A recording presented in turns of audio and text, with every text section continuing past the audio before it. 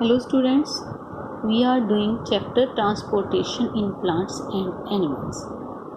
Under this we are doing transportation of material in plants and we have completed transportation of water and minerals. And I have told you for transportation in plants there is vascular system in plants, means transportation system, and it has two kind of cell that are xylem and phloems.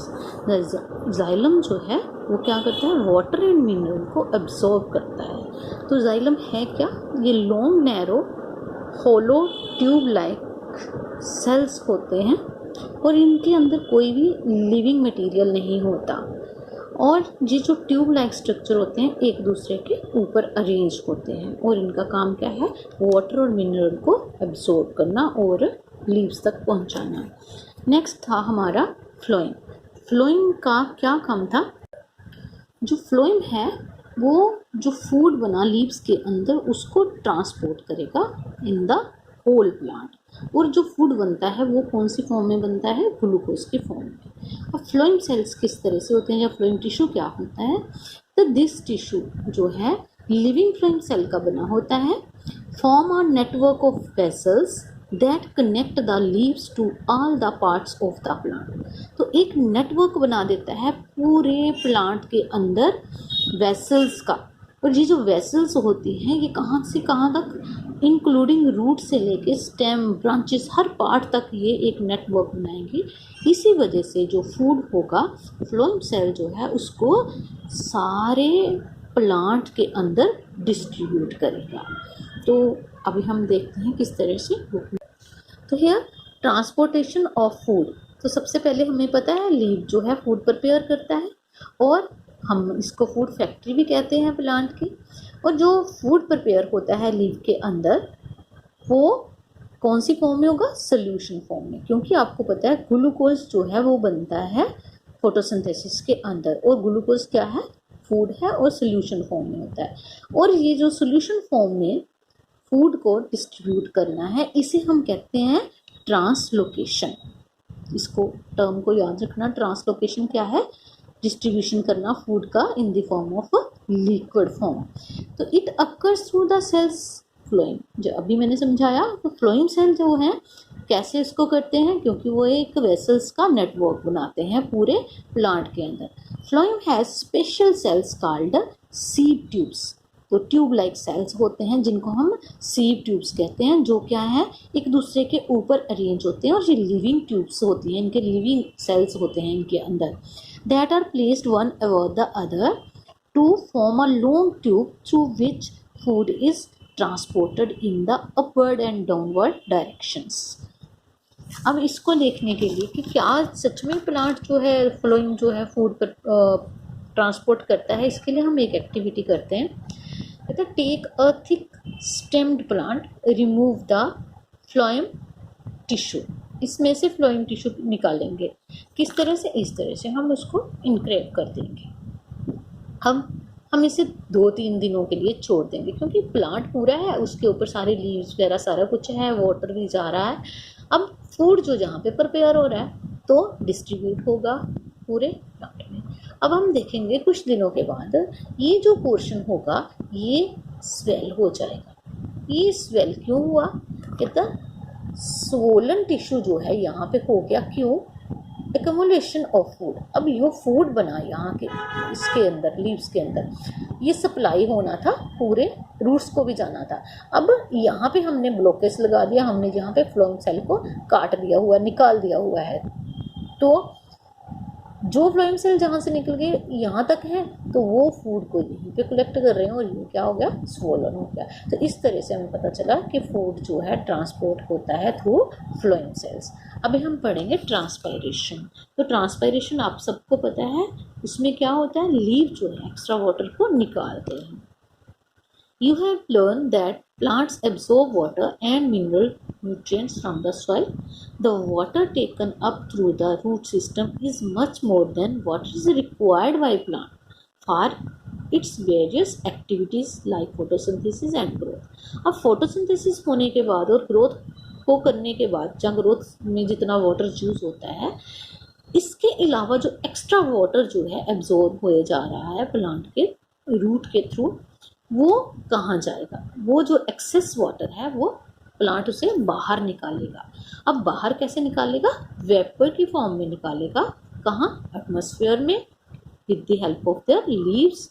और जो leaves होते हैं उनमें क्या होता है? Stomatas होते हैं अंडर साइड, और ये जो स्टोमेटास होंगे ये ओपनिंग होती है और ये निकालेंगे एक्स्ट्रा वाटर और साथ में एक्सचेंज ऑफ गैसेस भी करते हैं। तो इस प्रोसेस को हम ट्रांसपायरेशन कहते हैं। तो डेफिनेशन किस तरह से हुई? The process by which plant lose water in vapour form from there leaves is called transpiration.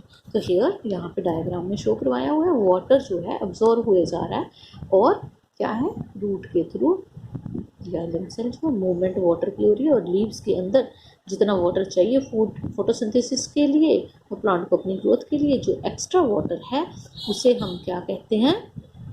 बाहर निकलता है, और इसे हम प्रोसेस को कहते हैं ट्रांसपायरेशन। और हमने पिछले वीडियो में पढ़ा था कि जो ट्रांसपायरेशन, ये जो है ट्रांसपोर्टेशन जो है वाटर और डिसॉल्व मिनरल का, इसे हम असेंट ऑफ सैप भी कहते हैं, ऊपर को जो जाता है।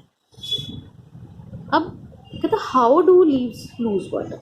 तो लीव्स वाटर कैसे लूज करेंगे? जो मैंने अभी आपको समझाया, जो स्टोमेटा के थ्रू, जो लोअर साइड पे होते हैं, और स्टोमेटा क्या करेंगे?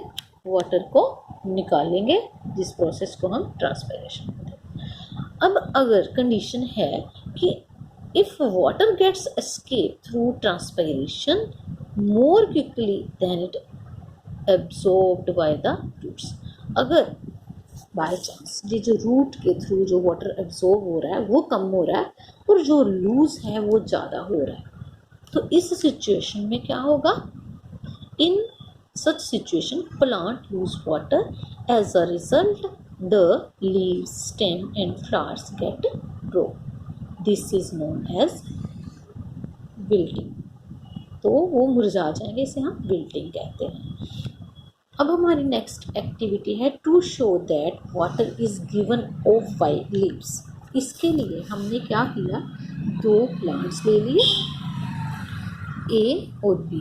ए के ऊपर सारे लीव्स लगे हैं और बी के ऊपर कोई भी लीव नहीं है। तो हमने एक जार के साथ इसे कवर कर दिया। ये बेल की शेप का जार है, इसे हम बेल जार भी कहते हैं। तो हमने इसको छोड़ दिया थोड़ी देर के लिए। तो सनशाइन में इसको हमने छोड़ा था। तो हमने कुछ घंटों के बाद हमने देखा कि जो प्लांट ए है, इसके जिसके लीव है, तो इसमें जो है वाटर ड्रॉपलेट्स जो है जी इसके साथ दिखाई देंगे। अब इसके अंदर कोई भी लीफ नहीं है, तो यहाँ पे कोई भी वाटर ड्रॉप दिखाई नहीं दे रहा। तो व्हाट डज इट मीन?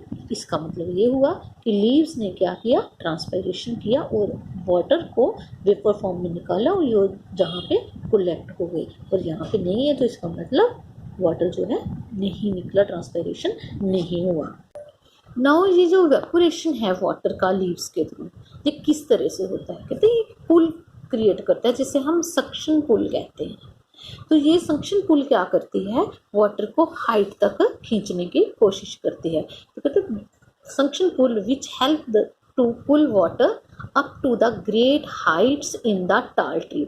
बड़े बड़े लंबे लंबे जो ट्रीज होते हैं उनके ऊपर तक लीव्स होते हैं, वहाँ तक जो है ये वाटर ड्रॉप्स कैसे निकलते हैं? जब रूट से जो वाटर ऊपर तक जाता है वो किस तरह से जाता है? तो एक पुल लगता है, फोर्स लगता है। मैंने आपको पिछली वीडियो में बताया था ना कि जैसे हमने घर के टैंक के अंदर पानी भरना हो, टैंकी के अंदर, तो हम मोटर लगाते हैं। तो मोटर क्या करती है? फोर्स लगा के अर्थ से पानी जो है खींच के उसमें डालती है। तो इस तरह से यहाँ पे भी एक पुल लगती है जिसे हम सक्शन पुल कहते हैं।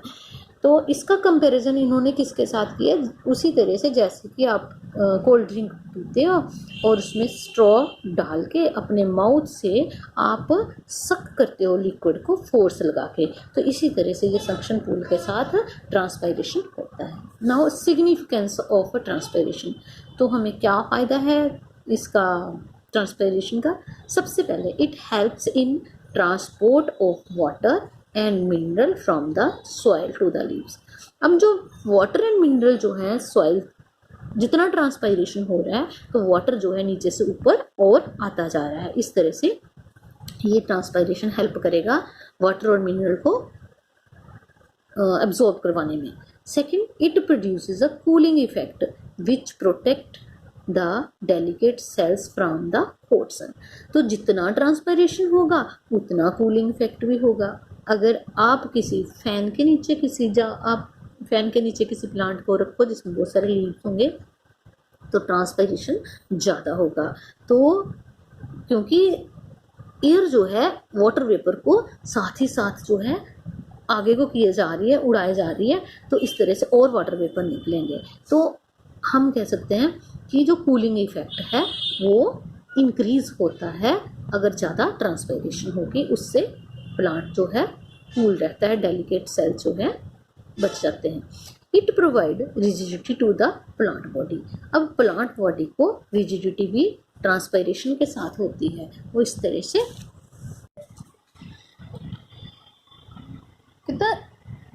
ये जो रिजिडिटी है, it provide rigidity to the plant body. जो ट्रांसपायरेशन है वो प्लांट बॉडी को रिजिडिटी प्रोवाइड करती है। कैसे?